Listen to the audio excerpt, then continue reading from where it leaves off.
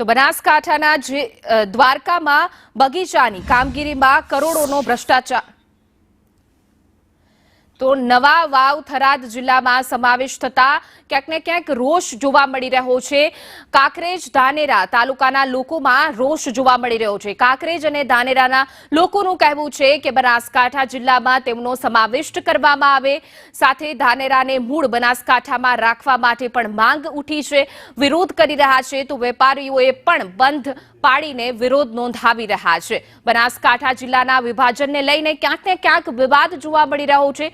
કાંકરેજને બનાસકાંઠા અથવા તો પાટણમાં રાખવા માંગ ઉઠી છે, તો ત્યારબાદ દિયોદરમાં પણ ક્યાંક ને ક્યાંક વડું મથક બનાવવામાં આવે તેવી પણ લોકો માંગ કરી રહ્યા છે। માંગ નહીં સંતોષાય તો આંદોલનની પણ ચીમકી છે તે વેપારીઓ અને સ્થાનિક લોકોએ ઉચ્ચારી છે।